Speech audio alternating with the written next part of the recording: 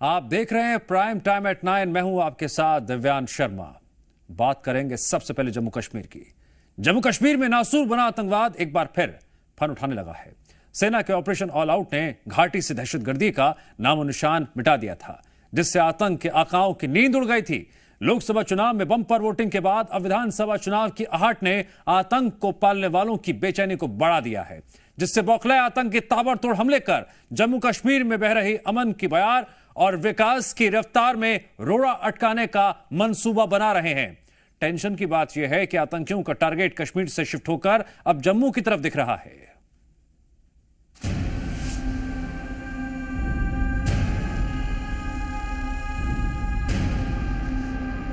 देश के लिए कुछ किया होते हैं ना, तो देश के लिए तो कुछ किया हुआ तो गलत तो होता ही है। हमसे दूर गए ना काफी, इसके लिए भी हो सकता है।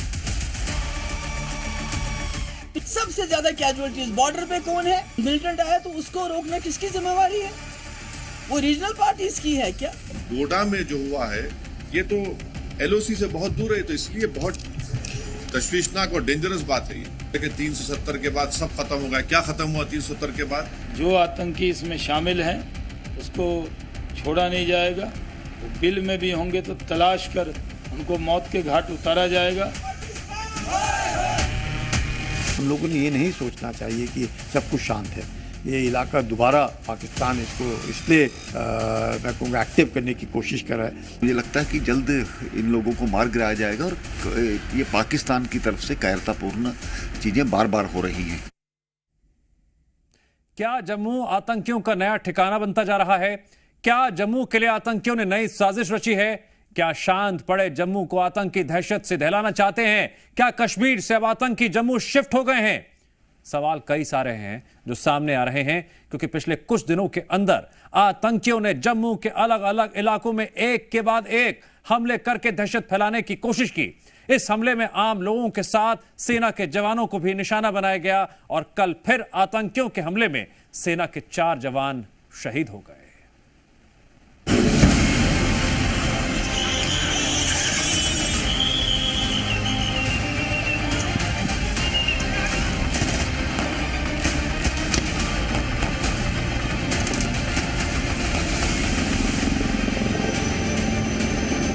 जम्मू कश्मीर में पिछले 6 महीने के अंदर आतंकी घटनाएं इतनी तेजी से बढ़ी हैं कि उन्हें रोक पाना सुरक्षा बलों के लिए बड़ी चुनौती बन गया है।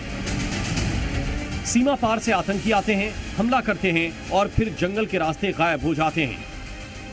बड़ी बात यह है कि दक्षिण कश्मीर पीछे छूटा और आतंकवाद जम्मू पहुंचा। जी हां, आतंकियों ने इस बार कश्मीर से ज्यादा जम्मू रीजन में हमलों को अंजाम दिया। पिछले 3 महीनों में आतंकियों ने न सिर्फ जम्मू रीजन में आम लोगों को निशाना बनाया, बल्कि सुरक्षा बल के जवानों पर भी हमला किया। डोडा में कल रात आतंकियों से हुई मुठभेड़ में एक अफसर समेत 4 जवान शहीद हो गए। इसके बाद से पूरे देश में गुस्से का उबाल है। लोगों में भारी नाराजगी है। अफसरों की लगातार बैठकें हो रही हैं। आतंकियों को पकड़ने के लिए प्लान बन रहे हैं। आतंकियों की तलाश में सर्च ऑपरेशन चल रहे हैं। जंगलों की खाक छानी जा रही है। आसमान से हेलीकॉप्टर के जरिए निगरानी की जा रही है, लेकिन हमले के बाद आतंकी कहां गायब हो गए, इसका सुराग नहीं मिल पाया। दहशत और मातम के बीच सवाल ये उठ रहा है कि आखिर आतंकी जम्मू में क्यों दहशत फैला रहे हैं? इससे पहले कश्मीर में ही आतंकी सक्रिय थे और वहीं पर हमलों को अंजाम देते थे, लेकिन पिछले कुछ समय से आतंकी लगातार जम्मू रीजन के इलाकों में हमला कर रहे हैं। इसके पीछे एक वजह यह भी सामने आ रही है कि आतंकी अब उन रास्तों का इस्तेमाल फिर से कर रहे हैं जो सालों पहले किया करते थे।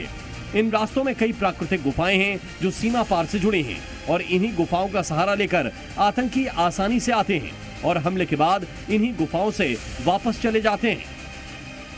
यही एक प्राकृतिक गुफा, पत्थर बड़े बड़े, और आसानी से मैं किसी भी इस तरह की हाइडआउट में जाकर छुप सकता हूं। जैसे आतंकी जो हैं वो मदद करते हैं एक दूसरे की और अपनी तरह से कोशिश करते हैं कि हाइडआउट में छुपा जाए, और यहाँ पर छुपे हुए आतंकियों को ढूंढना सुरक्षा बलों के लिए एक बड़ा चैलेंज हो जाता है। ये मॉडस ऑपरेंडी जो है वो पिछले कुछ सालों में जो है वो देखी गई है, और इसी तरह के पत्थर, जिस तरह से मैं अभी इस हाइडआउट से, इस टनल से बाहर निकला है, पहले क्रॉल करते करते अंदर गया और उसके बाद बाहर निकला, और इसी तरह से आतंकी जो हैं वो हमला करने के बाद छुपते हैं, जिसकी मदद आतंकियों को यहाँ पर मिलती है। और सीमा पार से आए आतंकी यहां अलग अलग ग्रुपों में बंट जाते हैं और फिर चुनी हुई जगहों पर हमले करते हैं। ये आतंकी गोरिल्ला वॉर में पूरी तरह से ट्रेन होते हैं और यही वजह है कि अचानक हमला करके ये आतंकी तेजी से गायब भी हो जाते हैं। ये जानकारी भी सामने आ रही है कि जम्मू रीजन में इस समय 50 से ज्यादा आतंकी एक्टिव हैं, जिनकी तलाश की जा रही है। डोडा के जंगलों में चल रहा ऑपरेशन तेज से जारी और इस दौरान सिक्योरिटी फोर्सेस द्वारा यहां पर चॉपर की मदद भी ली जा रही है। आप देख सकते हैं एक्सक्लूसिव तस्वीरें ग्राउंड जीरो से जी मीडिया की टीम लगातार दिखा रही है, जहां पर तो बताया ऐसा जा रहा है कि 2 ग्रुप्स में आतंकी जो हैं वो एक्टिव हैं और उन्हीं की तलाश में लगातार तेजी से जो ऑपरेशन है वो चलाया जा रहा है। हेलीकॉप्टर की मदद जो है वो यहाँ पर ली जा रही है ताकि जल्द से जल्द इन आतंकियों की तलाश जो है वो कर ली जाए, इन्हें न्यूट्रलाइज कर लिया जाए। डोडा का इलाका पिछले 20-25 सालों से शांत था, लेकिन अब आतंकी इसे फिर से एक्टिव कर रहे हैं। जानकारों के मुताबिक बिना स्थानीय मददगारों के ये हमले नहीं किए जा सकते। ये स्थानीय मददगार ही आतंकियों को छिपाने और भगाने में भी उनकी मदद करते हैं। बहुत दुर्भाग्यपूर्ण बिकॉज डोडा का इलाका है जो जम्मू डिवीज़न का इलाका है, पिछले 20-25 सालों से काफ़ी शांत था और पिछले ही 2-3 महीनों में एकदम एक्टिव हो गया है। कठुआ में इंसिडेंट हुए, रजौरी में हुए, रियासी में हुए, अब डोडा में दूसरा इस तरह का हादसा हो रहा है। तो ये इलाके जो हैं, हम लोगों ने ये नहीं सोचना चाहिए कि सब कुछ शांत है। आतंकी अब खुलकर जम्मू में पैर पसारते जा रहे हैं। जम्मू में दहशत फैलाने की कोशिश तेजी से कर रहे हैं, जिसे लेकर उनके कायराना मंसूबों पर लगाम लगाने का दावा किया जा रहा है। ये पाकिस्तान की तरफ से कायरतापूर्ण चीज़ें बार बार हो रही हैं। एक नई रणनीति बनाने की जरूरत है सुरक्षा बलों को भी, और ख़ास करके मैं ये कहूँगा डोडा डिस्ट्रिक्ट में बीडीजी को और मजबूत करने की जरूरत है। इससे कुछ दिन पहले ही कठुआ में भी आतंकियों ने सेना के जवानों पर घात लगाकर हमला किया था, जिसमें 5 जवान शहीद हो गए थे। इसके बाद सेना की जवाबी कार्रवाई में 6 आतंकी भी मारे गए थे। लेकिन बड़ी बात यह है कि आतंकी इस बार जम्मू में ही एक के बाद एक हमले करते जा रहे हैं, जो सुरक्षा बलों के लिए भी चिंता की बात है। ब्यूरो रिपोर्ट, जी मीडिया। आतंकी हमले में शहीद हुए जवानों की शहादत पर सियासत भी तेज हो गई। सियासी दल जहां एक तरफ शोक व्यक्त कर रहे हैं, दूसरी तरफ इसे सरकार की नाकामी बताकर जवाबदेही भी तय करने की मांग पर अड़े हैं। विपक्ष का आरोप है 370 हटने के बाद से घाटी में आतंक कम होने की जगह बढ़ गया है। सरकार के आतंकियों के सफाए के तमाम दावे धरे के धरे रह गए हैं।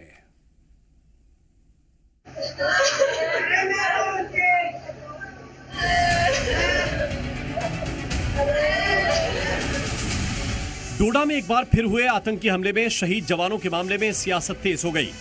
सियासी दलों ने जवानों की शहादत पर दुख जताते हुए केंद्र सरकार पर नाकामी के आरोप लगा दिए। एआईएमआईएम अध्यक्ष असदुद्दीन ओवैसी ने सवाल उठाया कि 370 हटने के बाद भी जम्मू कश्मीर में हालात क्यों नहीं बदले और इस मामले में सरकार बोलने से क्यों डर रही है। नरेंद्र मोदी बोल रहे कि 370 के बाद सब खत्म होगा। क्या खत्म हुआ 370 के बाद? और 5वीं बात यह है कि चाइना, ये सब तमाशे चाइना का भी इसमें रोल है और ये सरकार जो है चाइना के बारे में बोलने से डरती है, कतराती है। पीडीपी अध्यक्ष महबूबा मुफ्ती भी इस मुद्दे पर सरकार को घेरने में पीछे नहीं रही। जम्मू कश्मीर के डीजीपी पर भड़की महबूबा ने आरोप लगाया कि मौजूदा डीजीपी के कार्यकाल में आतंकी घटनाएं बढ़ी हैं, जिसका गृह और रक्षा मंत्रालय को संज्ञान लेना चाहिए। इसका नोटिस होम मिनिस्टर को लेना चाहिए, इसका नोटिस डिफेंस मिनिस्टर को लेना चाहिए और उनको यहाँ रिस्पॉन्ड, बिकॉज पिछले 32 मंथ्स में, खासकर जब से ये डीजी साहब आए हैं, सबसे ज्यादा कैजुअलिटीज बॉर्डर पे कौन है? इससे पहले कल ही जम्मू कश्मीर के डीजीपी आरआर स्वैन ने जम्मू कश्मीर में आतंकी घटनाओं को लेकर कुछ स्थानीय नेताओं पर सवाल उठाए थे, जिसके बाद महबूबा मुफ्ती का ये बयान सामने आया। Visiting homes of killed terrorists and expressing sympathy in public became the new normal. While elimination of new recruits to terrorism was allowed and tacitly encouraged, those who facilitated the recruitment, arranged finances, were never investigated. इस मामले में राहुल गांधी ने भी शोक जताते हुए केंद्र सरकार को घेरा। राहुल ने सोशल मीडिया में लिखा कि शहीद जवानों को विनम्र श्रद्धांजलि, शोक संतप्त परिजनों को गहरी संवेदनाएं। आतंकी हमले जम्मू कश्मीर की जर्जर स्थिति बयां कर रहे हैं। ये बीजेपी की गलत नीतियों का खामियाजा है, जिसे हमारे जवान और उनके परिवार भुगत रहे हैं। सुरक्षा चूक की जवाबदेही सरकार ले और जवानों के गुनहगारों पर कड़ी कार्रवाई की जाए। इस बीच शहीदों के परिवारों में मातम पसरा नजर आया। शहीद हुए सेना के कैप्टन ब्रजेश थापा दार्जिलिंग के रहने वाले हैं। उनके घर में उनके माता पिता हैं। वहीं शहीद कैप्टन की मां नीलिमा थापा ने बेटे की शहादत पर गर्व जताया। अपने बेटा को गुम ही कर दिया। अभी तो आएगा भी नहीं कभी वो वापस। तो कब पता चला आपको? कल रात को पता चला 11 o'clock को। तो आपका लड़का कैसा था? वो तो बहुत ही डिसेंट था और ऐसे मतलब कंप्लेन कभी नहीं करता था। वो ऐसे कंप्लेन करते ना लोग, ऐसे था, ऐसे नहीं था। वो is a very decent guy. तो जैसे उसको आर्मी में जाना भी था। राजस्थान के रहने वाले सिपाही अजय और सिपाही विजेंद्र की शहादत की खबर सुनकर उनके गांव में भी शोक का माहौल दिखा। आतंकी हमले में शहीद हुए जवानों को लेकर गुस्से का उबाल भी देखा गया। जम्मू कश्मीर में डोगरा फ्रंट के कार्यकर्ताओं ने पाकिस्तान के खिलाफ जमकर विरोध प्रदर्शन किया और सरकार से बड़ा एक्शन लेने की मांग की। साथ ही इस मामले में राजनीति करने वालों को भी घेरा। और 90 जैसे हालात अगर पैदा होंगे फिर जम्मू कश्मीर के हालात बड़ी खराब हो जाएगी। राजनीति बंद होनी चाहिए। इस बीच ये भी खबर है कि राजौरी के नौशेरा में 2 संदिग्ध आतंकी देखे गए, जिसके बाद सेना और पुलिस तलाशी अभियान चला रही है। ब्यूरो रिपोर्ट, जी मीडिया। और अब बात करते हैं मुस्लिम धर्मगुरु मौलाना तौकीर रजा की। तौकीर रजा के नए ऐलान ने बड़े विवाद को तैयार कर दिया है। ऐलान धर्म परिवर्तन का। तौकीर रजा ने कहा कि वो आने वाली 21 तारीख को बरेली में बड़े पैमाने पर गैर मुस्लिमों को मुस्लिम बनाएंगे, मतलब उनका धर्म परिवर्तन कराएंगे। अब तौकीर रजा के इस बयान को सीधे सीधे योगी आदित्यनाथ की दी गई चुनौती माना जा रहा है। लेकिन क्या तौकीर रजा ऐसा कर पाएंगे? क्या उन्हें ऐसा करने की छूट है? और इस मसले पर कैसे घमासान छिड़ गया है, देखिए अगली रिपोर्ट। 8 लड़के हैं और 15 लड़कियां हैं। धर्म परिवर्तन कराया, इसको सहन नहीं करेंगे। पहले चरण में हम 5 जोड़े हमने मुंतखब किए हैं। इस्लाम में किसी को कन्वर्ट करा के ये कौन सा उनको सदगति दे रहा है, कौन सा उनको ऊंची पदवी दे पा रहा है। मतलब तौकीर रजा न हो गए, बारूदी जुबान की फैक्ट्री हो गए। जब भी बोलेंगे तो ऐसा बोलेंगे कि माहौल भड़क जाए, सुकूनी फिजाओं में आग लग जाए। अब धर्म परिवर्तन कराने वाला सुलगता बयान देकर फिर माहौल को दहका रहे हैं। 23 एप्लीकेशंस हैं, इनमें 8 लड़के हैं जो इस्लाम कबूल करना चाहते हैं और 15 लड़कियां हैं। तो सुना आपने, मौलाना तौकीर को समाज की बड़ी चिंता है। इनके कंधे पर कौमी एकता का बड़ा बोझ है और उसी जिम्मेदारी के तहत इनको सूझा कि ये धर्म परिवर्तन कराएं और धर्म परिवर्तन के बाद निकाह भी कराएं। अब इसका लुबोलुआब और खबर क्या है वो समझिए। मौलाना साहब कह रहे हैं कि भले ही यूपी में धर्म परिवर्तन का कानून बन गया हो, लेकिन वो 23 लड़के लड़कियों का धर्म परिवर्तन कराएंगे। मतलब ये हिंदू या गैर मुस्लिमों को मुसलमान बनाएंगे, जिसमें से 8 लड़के हैं और 15 लड़कियां। फिर पहले चरण में 5 जोड़ों का निकाह कराएंगे। ये सब 21 जुलाई के दिन बरेली में होगा।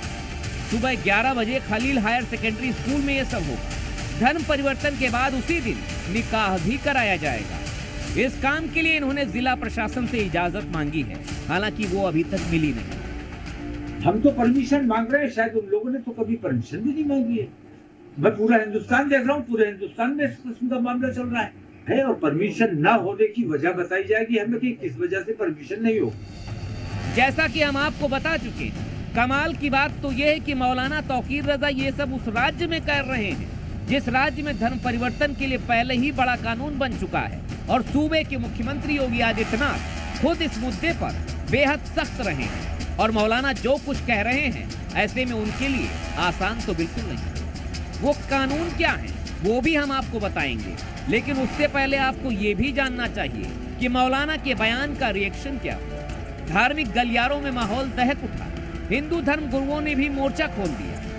धर्म परिवर्तन कराया, इसको सहन नहीं करेंगे। पहले तो जिला प्रशासन से मांग करेंगे इसके खिलाफ कार्रवाई हो, नहीं होगा तो जो भी हमें उचित कदम उठाना पड़ेगा वो उठाएंगे। अगर ये ऐसा किया इन्होंने 21 तारीख को, तो मैं दावे से कहता हूं ये 2300 धर्म परिवर्तन करके दिखाऊंगा इनको। इस खबर पर सियासी गलियारों में भी तपिश महसूस की जा रही है। ये अलग बात है कि अभी तक इस मसले पर कोई भी सियासी बयानबाज सामने नहीं आया है, लेकिन विश्व हिंदू परिषद ने इस मसले पर तुरंत कानूनी कार्रवाई की मांग कर डाली।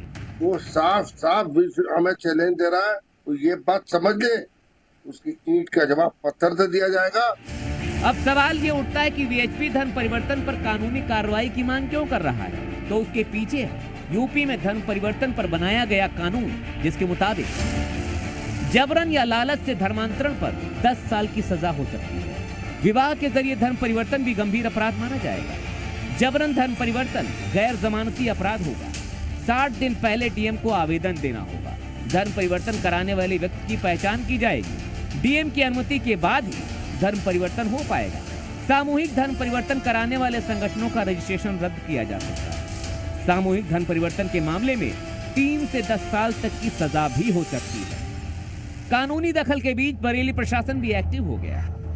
बरेली पुलिस समस्त जनपद वासियों को आश्वस्त करती है कि किसी को भी शहर या जनपद की शांति व्यवस्था के साथ शरारत करने की किसी प्रकार की अनुमति नहीं दी जाएगी। बिना अनुमति के किसी भी प्रकार का कोई भी आयोजन जनपद में नहीं होने दिया जाएगा। तो सोचिए, दुनिया मंगल से आगे बढ़कर दूसरे ग्रहों पर बस्तियों की तलाश कर रही है। जीवन को और सुलभ बनाने के लिए रोज नए नए आविष्कार कर रही है। और यहाँ देख लीजिए, यहाँ धर्म की जड़ों में नफरती पानी की सिंचाई से समाज की शांति के साथ खिलवाड़ की तैयारी की जा रही है। आखिर कहाँ जा रहे हैं हम लोग? सोचिएगा जरूर। ब्यूरो रिपोर्ट, जी मीडिया। यूपी के मेरठ के एक शादी के कार्यक्रम में सांप्रदायिक तनाव इस कदर बढ़ गया कि एक रात पहले शुरू हुई मारपीट अगले दिन पत्थरबाजी में तब्दील हो गई। बारात निकली तो इस कदर पत्थरबाजी हुई कि पुलिस को पूरा इलाका छावनी में तब्दील करना पड़ गया।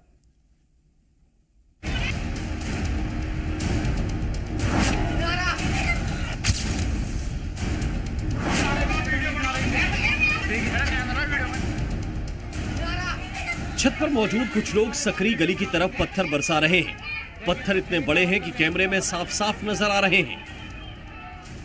छत से पत्थरों की यह बरसात इतनी भीषण है कि वीडियो को रोके बिना इन पत्थरों की गिनती संभव नहीं है।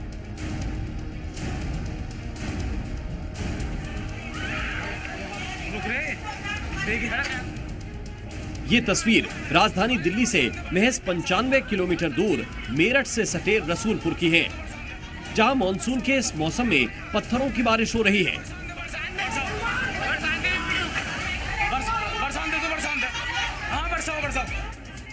जिस घर से गली की तरफ पत्थरबाजी हो रही है वहां बारात मौजूद है। कुछ देर बाद ही बारात पर पुष्प वर्षा होनी थी, लेकिन उससे पहले ही बारातियों पर पत्थर बरसने लगे और शादी वाले घर में संगीत की बजाय लोगों की चीख पुकार सुनाई देने लगी। छत से पत्थर बरस रहे हैं तो इसी घर के गेट पर मौजूद भीड़ बारात को सड़क पर ललकार रही है। बारातियों की तरफ से भी बचाव में कुछ लोग जवाबी पत्थरबाजी करते हैं, लेकिन छत से हो रही लगातार पत्थरों की बरसात के सामने नहीं टिक पाते। बताया जा रहा है कि मामला अलग अलग संप्रदाय से जुड़ा है। जब दूल्हे सचिन की बारात दूसरे संप्रदाय के लोगों की गली से निकल रही थी, तभी यहाँ पत्थरबाजी शुरू हो गई। दरअसल इस पत्थरबाजी के तार शादी में एक रात पहले हुए कार्यक्रम से जुड़े हैं। रसूलपुर में शादी की रात विवाद शुरू हुआ था। डीजे बजाने को लेकर विवाद शुरू हुआ। दोनों पक्षों में जमकर मारपीट हुई। हालांकि रात को ही दोनों पक्षों के बीच समझौता भी हो गया था, लेकिन अगले दिन जैसे ही सचिन की बारात मुस्लिम मोहल्ले की गली से गुजर रही थी, तो दूसरा पक्ष रात की रंजिश को अंजाम देने के लिए बारातियों पर पथराव करने लगा। छत से जिस तरह लगातार पत्थर फेंके जा रहे थे, उससे साफ है कि पत्थरबाजी की तैयारी पहले से कर ली गई थी। इलाके में सांप्रदायिक तनाव जैसे हालात हो गए, जिसे काबू करने के लिए सुरक्षा बलों की टुकड़ी रसूलपुर में पहरा दे रही है। दूल्हे के पिता ने दूसरे पक्ष पर पथराव और जाति सूचक शब्दों का इस्तेमाल करने की शिकायत भी दर्ज कराई है। डीजे बजाने को लेकर के और महिलाओं के डांस को लेकर के दोनों पक्षों में वाद विवाद हुआ, जिसमें दूसरे समुदाय के पक्ष के द्वारा इसमें मारपीट और पथराव की घटना की गई, जिसमें थाना फलौदा पर मुकदमा पंजीकृत किया गया है और इसमें विधिक कार्रवाई कराई जा रही है। पुलिस ने 18 लोगों के खिलाफ एफआईआर दर्ज कर ली है। साथ ही रसूलपुर में माहौल न बिगड़े, इसके लिए पुलिस की तैनाती भी बढ़ा दी गई है। ब्यूरो रिपोर्ट, जी मीडिया। अब आपको दिल्ली लेकर चलते हैं। रविवार को दिल्ली के एक बड़े अस्पताल में घुसकर एक शख्स की हत्या कर दी गई। जांच में सामने आया कि शूटर मारने किसी और को आए थे, लेकिन किसी और को मारकर चले गए। रविवार को दिल्ली का जीटीबी अस्पताल गोलियों की तड़तड़ाहट से गूंज उठा था। अस्पताल में एक मरीज की गोली मारकर हत्या कर दी गई, लेकिन इस हत्याकांड के बाद जो खुलासा हुआ वो और भी ज्यादा चौंकाने वाला है, क्योंकि मर्डर करने पहुंचे शूटर्स का निशाना तो सटीक था, मगर उन्हें मारना किसे था ये ही नहीं पता था। जी हां, सही सुना आपने। दरअसल दिल्ली के मंडोली जेल में बंद हाशिम बाबा ने अपने गैंग में ऐसे ही नाबालिगों की भर्ती कर रखी है, जो उसके एक इशारे पर किसी की भी जान लेने के लिए तैयार रहते हैं। दरअसल दिल्ली में एक्टिव सभी गैंग इस नए पैटर्न को अपना रहे हैं, जिसमें नाबालिग लड़के मर्डर जैसी संगीन वारदात को अंजाम देते हैं। बिश्नोई और भाऊ गैंग भी इस पैटर्न पर अपराध करते हैं, ताकि पकड़े जाने पर अपराधी जल्द से जल्द जेल से बाहर आ पाए। संजय दत्त की तरह ही वो अपने लंबे लंबे बाल रखने लगा, लेकिन वो जानता था कि अगर उसे अपना नाम कमाना है तो जुर्म की दुनिया में कदम रखना ही होगा। और 2007 में उसने पहली बार जुर्म की दुनिया में कदम रखा। बिश्नोई और भाऊ के बाद अब हाशिम बाबा ने भी ऐसे ही अपराध को अंजाम देने की कोशिश की, लेकिन हाशिम बाबा के इन कम उम्र वाले अपराधियों या कहें इंटर्न शूटर्स ने गलत शख्स की जान ले ली। दिल्ली की यमुना पार में खौफ का दूसरा नाम हाशिम बाबा दरअसल फिल्म स्टार संजय दत्त का बहुत बड़ा फैन है। 90 के दौर में संजय दत्त की फिल्मों से प्रभावित होकर हाशिम उसी हेयर स्टाइल को कॉपी करने लगा। पर्दे पर संजय दत्त को देखकर हाशिम इतना प्रभावित हुआ कि उसने अपने नाम के पीछे बाबा लगा लिया। संजय दत्त की तरह दिखने के लिए गले में सोने की चेन और हाथ में सोने का कड़ा भी पहनने लगा। हालांकि संजू बाबा का ये फैन दाऊद इब्राहिम से भी इंस्पायर्ड है। शुरुआत में सट्टेबाजी का कारोबार करने वाला हाशिम जानता था कि कुछ बड़ा करने के लिए उसे सट्टेबाजी से बढ़कर कुछ करना पड़ेगा, और इसी वजह से हाशिम ने हत्या, किडनैपिंग और फिरौती जैसे संगीन अपराध की दुनिया में कदम रख दिया, और कम वक्त में ही क्राइम की दुनिया का क्राउन प्रिंस भी बन गया। मगर दिल्ली के जीटीबी अस्पताल में गलत निशाना लगाकर उसके शूटर्स ने हाशिम बाबा का नाम मिट्टी में मिला दिया। ब्यूरो रिपोर्ट, जी मीडिया। और यहां रुकेंगे ब्रेक के लिए।